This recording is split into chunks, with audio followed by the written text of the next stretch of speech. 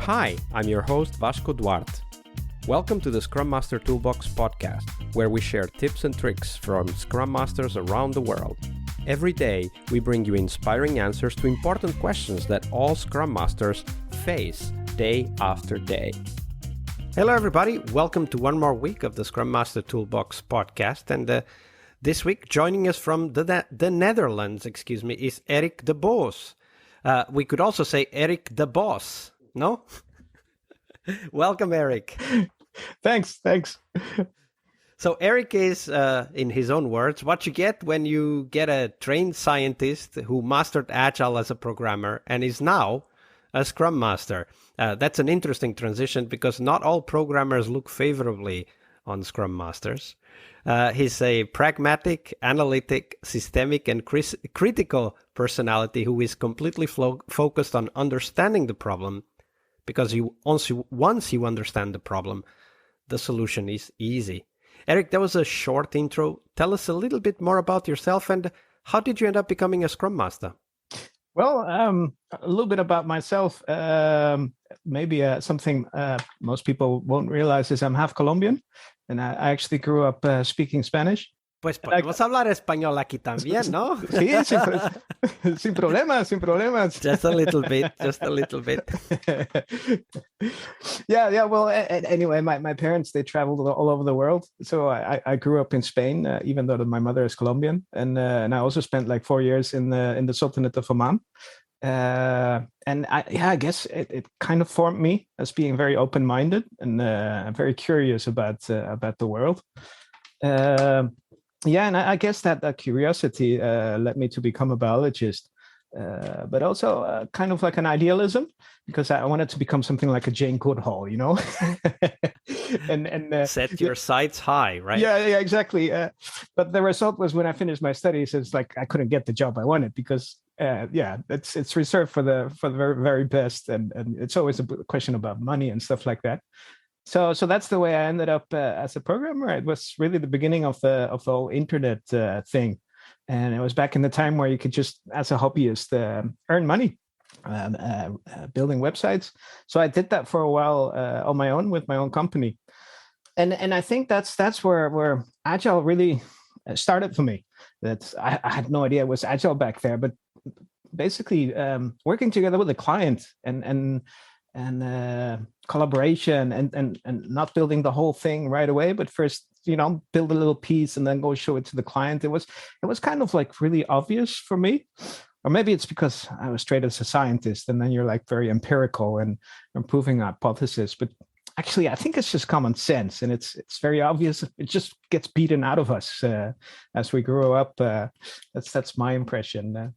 Anyway, that's actually a good point. Like at some point, this what you just called common sense, at least for those of us who need to provide a valuable service to make money, right? And at some point you get into what some might call a more professional organization, and suddenly all of that is lost. Yeah, and that's basically what happened to me, because I couldn't handle the whole overheads and all the stuff that comes with having a company. So eventually, I just decided to become an employee, so I could really focus on programming. And that's when I ran into all the trouble you have with software development. And actually, I couldn't settle down. I couldn't accept it. So I was continuously trying to find solutions. So I even kind of like took over management of some of the projects I work with to see if I could, reason with the clients and and make things better. And at a certain moment, I discovered Scrum, and for me it was like, oh my God, I'm not alone. I'm not the only one. And there's people who've actually thought about this. And for me, Scrum was like, yes, this has to work. This is so clear, so obvious, such a different way of looking at things. So that was, for me, it was a very logical step to start working with as a Scrum Master. Initially to make my own life as a programmer better, but one of the things I realized was that basically the pleasure of having my colleagues, my teams, discover their hidden potential, and just the basic joy and pride that you see in developers when they become high performance and self-organizing. that was it for me. That's It's something. kind of a clincher, right? Like it's after you see that, you go like, nah, I'm not going to work that old way anymore. No, Uh, no, And but as we start learning this new way, let's call it, in this case for you it was Scrum, for others it might have been Kanban, extreme yeah, programming, DSDM, feature-driven development, whatever that was, that agile method that you got started with. But of course, when we get started, we're still learning, right? Like, and at that yeah, time, you were also learning. So yeah, tell us one of those stories of a learning moment. We talk about failure here on the podcast because we want to be very clear that failure is part of the journey. yeah, But obviously, the reason why failure is part of the journey is because it brings immense learning, right? yeah, So yeah, tell us that definitely. story, Erik. Yeah, yeah. Well, I'm really. I mean, teams. My old teams. They know that I always. I'm at my happiest when we screw up a sprint, because so everybody's like worried. It's like, oh shit, we screwed up the sprint, and I'm like, yeah, because it's really the moment when you learn as a team. And of course, as a Scrum Master, I want to give them the safety, the feeling of safety to fail. When it comes to failing personally, it's a little bit harder because Of there's course. nobody else to cheer you up about it. And yeah, I guess maybe my biggest failure was about 5-6 years ago, when back in the time when I was really still indeed in the learning curve. And it's actually a story about a colleague. It was a person who was really smart, but he was a slacker. He was really holding the team back.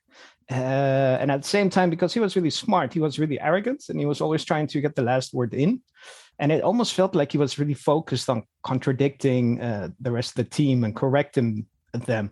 And it drove me nuts. I mean, I used everything I could think of to try to get him on board. And it was so frustrating. And I must have spent about half a year trying to do something about it. And then in the end, I gave up, and I started talking with management about it. Well, in that process, at some moment, we just decided to move into a different team. Actually, in the end, they moved me to another team, and one of my Which is colleagues. good enough. Yeah, Good yeah, enough. indeed. Yeah, for me it was good, because I mean, self-doubt is always a thing. And I had a colleague, a Scrum Master, who was pretty good. He had a very different approach. So I secretly hoped that he would actually be able to fix it. For me, it would have been great, because then I would have learned from him too. So that was fine. So anyway, he took over. And really, after a couple of months, he came to me and it was like, oh my God, I'm tearing my hair out. It's I don't know what to do with this guy. So eventually we ended up back with management, and things getting really serious, because both me and my colleague, we were heading towards a burnout just because of this one guy, and he was having quite an impact on the team. So yeah, I feel I'm still not proud of it, but we actually discussed stuff like firing him, or just completely removing from the teams and moving him to support, that kind of stuff. So while we were trying to figure out what to do with it, we had another reorganization, because we were in a startup, so we are growing really fast. And it so happened that I took over a team which was really high performance, with really good developers, just about the best team I've ever had. And we kind of decided, let's put him in that group.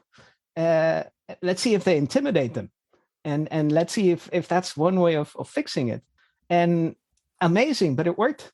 After a month or so, the team actually asked me to plan a retrospective. And because the teams previously, they sort of had a feeling like, okay, that's your problem, we're not going to deal with it. But this team, they were so high performance, so well versed as a team, that they confronted him with it. And with this So permission, the team members confronted him yeah, about his behavior. yeah. So basically, what I did was prepare the setting. So I talked with him about it. I made sure that to make clear that it's nothing personal. And I prepared a retrospective. We did a SWOT analysis, and we just You did a SWOT analysis on the team, right? now of this one particular person. Oh, okay. Yeah, that's how serious it That was. can be touchy. Yeah, yeah, indeed. But that's. I mean, I'm proud of the guy that he actually agreed to do it. And it was really encouraging, because it made me realize as a Scrum Master that he took it seriously too, that there was something else going on. It wasn't just attitude. So anyway, we had the retrospective, and it was really constructive. We discussed the problem, and then in a very creative way, we talked about all kinds of different ways of helping him. So things like check-ins to help him with the focus, pair programming.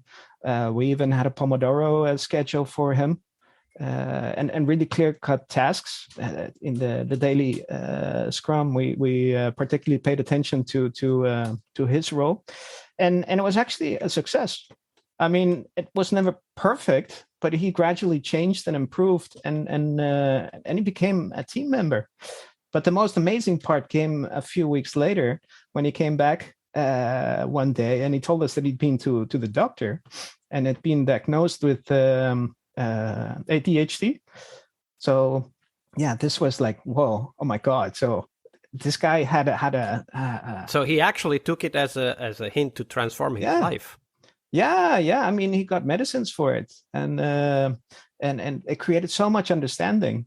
And I mean, I'm getting goosebumps just talking about it. Yeah, it's for me that this is an amazing story, because I mean, there was a point in this story where you had the chance to know, is this even going to work, even remotely going to work, right? Like exactly. when you say, hey, we're going to do a workshop, a retrospective on your behavior. Yeah. And it's okay. It's not going to be personal. We have to talk about it as a team and so on. But at that point, if he had said no, then it would have been very clear. Okay, you're out of the team. Period. Yeah. Like at that point, there's no like plan B, second, or in this case, third chance, right? Yeah. Then like this person is not in the team. But he said, yeah, I want that. Yeah, and it goes even further, because there's a good chance he eventually would have been fired. And who knows what would have happened after that in the rest of his life. So for me, it was really a crucial moment in my career when I really realized how complex and interesting people are. And, yes, absolutely. A lot more than biological entities. Exactly. So I think from that moment, I started to focus a lot more on the people. So up to then, I've been very much a Scrum Master focused on the events and the velocity and all the typical stuff. And that's the moment I realized really the power of personality of the people. And that was how the team can be part of bringing the best out of people, even if it is hard and it takes effort and it takes time even. Yeah, exactly. Yeah, it's having faith in the intrinsic motivation of people. That's so important, and it's something which, I don't know, it comes naturally to me. I always expect the best of people, but this was a moment where it got confirmed in a way that I realized. And you were not necessarily expecting the best at that point. No, exactly. That's a great story, and really an uplifting story. We've had quite a few stories of bad apples, as I've called them, here on the podcast. So people that, because of their behavior, they start to poison the team. Yeah. And this story looked like one of those at the start. But I really love the twist. And of course, this was as much credit to you and the team as it was to this person, right? Like they also put it out there. They took a risk. Yeah, definitely. Yeah, it was a team effort. And it was inspiring. Absolutely. It's still inspiring today, Erik. So thank you very much for sharing that story with us. Yeah, thank you for your enthusiasm. Monday is about what we learn from our obstacles and our failures. But tomorrow is Team Tuesday here on the Scrum Master Toolbox podcast. We explore teams and their journeys, the habits they develop that threaten their performance, how each of our guests helped their teams evolve, and the one key lesson they learned from that experience. We really hope you liked our show. And if you did, why not rate this podcast on Stitcher or iTunes?